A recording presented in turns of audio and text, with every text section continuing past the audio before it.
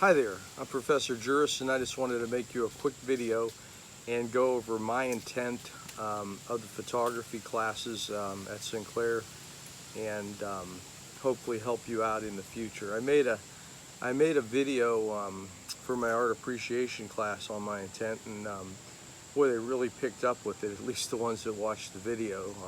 You could tell the ones that didn't watch the video when they turned in their writing assignment, but the ones that watched the video really did a great job on it. So I want to talk a little bit about intent and help you succeed more as a student in photography classes. And whether you're a student in my class at Sinclair, or you're a student at Ohio State or University of Dayton, I think this little video can help you a lot as far as understanding your instructor's intent and understanding photography and becoming an artist. So it's really important, I think, and it evolves around this whole video kind of evolves around the question that I get so many times from students, and that's how many prints do I need to make?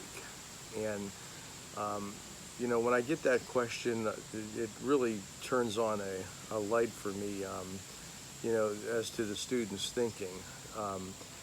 It's like they want to do the bare minimum or just get the bare minimum done. So that should never be a question that you ask, but you should utilize all of your time to create prints when you're doing this. So making as many prints as you could possibly make is the simple answer. And as far as learning, I'd like to start with a little quote. I was watching a TV show last night, and there was a gentleman by the name of Eustace Conway who runs the Turtle Island Preserve and Workshops in North Carolina. And he had some interns there working for him. And one of the things that he said is, if you already know everything, you can't learn anything. So think about that for a while, and that should also help you with this intent that I'm trying to bring about. So one of the things I'd like to ask, if you've had photo one, one of the things you had to do, the first assignment, was make photograms. So that's usually where I hear that first question: how many prints do I have to make? And if you just made, I can't recall offhand what the number of prints is, but if it was 4 prints, if you made 4 prints and then you left, you just got them 4 prints done and you left, you missed the whole point of everything. And I think at that point, it's starting to, one of the things that comes to my mind is are you really enjoying this? Are you really into this subject of photography? Because if you're really into this, you should be spending all the time you possibly could doing this. So, if you made 40 photograms, bravo.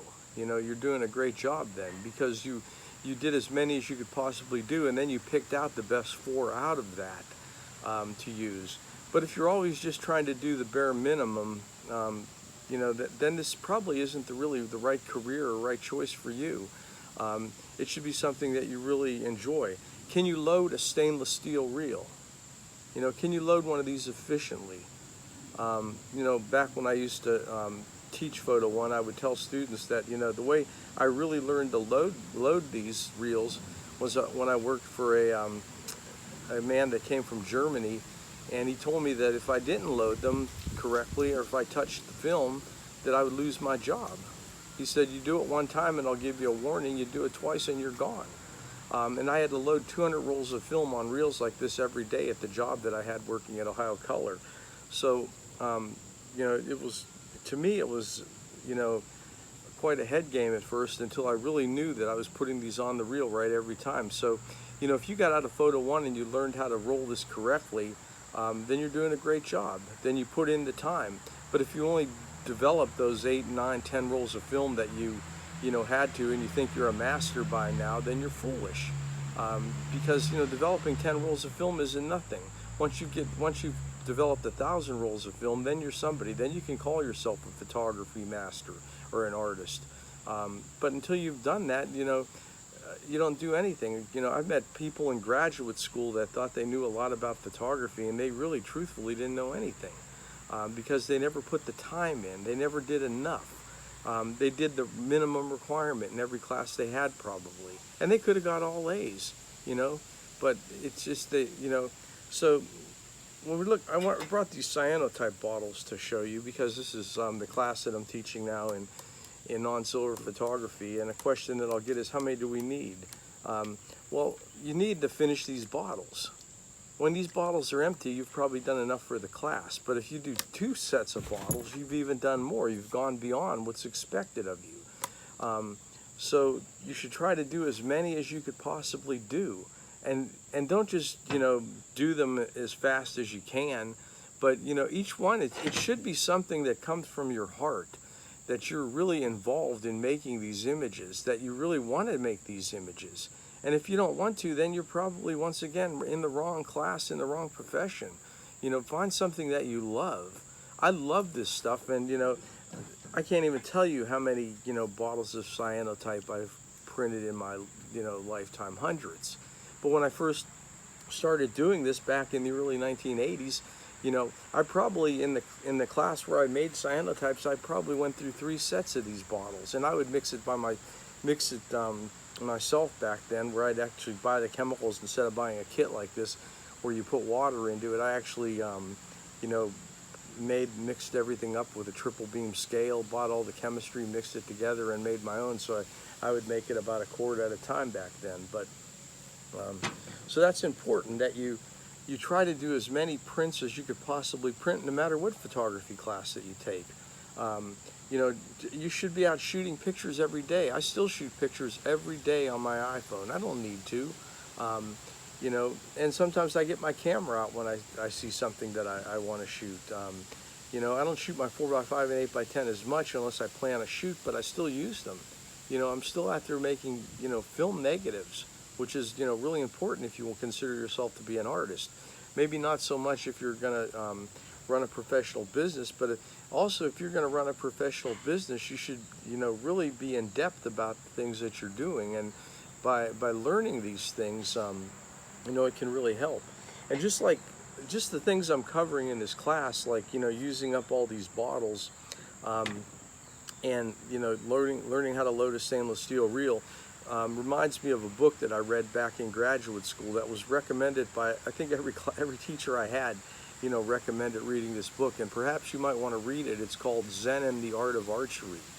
And, you know, it's not really about archery in a sense, but it's about learning and stuff, but it can fall back on archery. And let's say that I was teaching a class in archery, and I almost started this video off with me, you know, shooting my bow into a target and starting that way. But if I was teaching a class in archery and I showed you how to shoot the bow, and then I said, I'll talk to you later, shoot as long as you want, you know, you would find some people might stay a half hour and shoot, and some people might be gone in 15 minutes, and other people might stay and shoot like 4 hours until the archery range closes.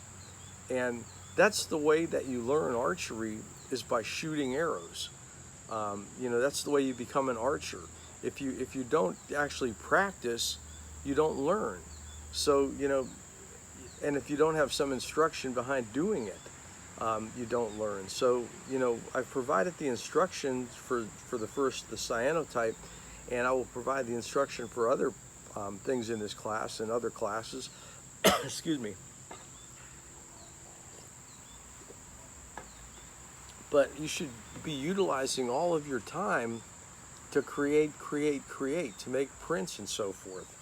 You know, and this happens, you know, I guess it's a mindset. It happens a lot in life in general. I took a photographic printmaking workshop at Santa Fe College, and it was with a professor from the Rochester Institute of Technology, and he did his presentation and stuff and said, now you're free to work in the printmaking studio, and he said, I will stop back later and see if any of you are still around. And I think there was 10 people in the workshop, and after about an hour, most of them were gone. And there was just me and one other student that stayed there till like 4 o'clock, 4:30, whenever the lab closed, and they told us we had to leave. But we had that whole afternoon to utilize the printmaking workshop there and work on photographic prints. and the next day we saw the teacher, and we showed our prints, and I believe I had a dozen prints made, and most people had one or two that just made the prints and left. So they had other business, other things to do. But and you might feel like that too sometimes. But when you're in college, you have this golden opportunity to take advantage of things, and I would highly encourage you to do all that you possibly can in these photography classes, so that you really do learn this stuff. And you may think you'll never need it, but it's the intent, what you're learning by actually doing it, that's also a part of it. The repetition of making 100 cyanotypes prints till you learn to make one right. It's the thinking process that goes on in making these that actually helps in your education. So I think that's all I really wanted to cover in this, but anyway, I hope that helps, and if you need anything, again, I'm here to help you. Please let me know. We can Zoom at any time that you need to if you have a question, but print till these bottles are gone, and then if you really like it, order more. Have a good one.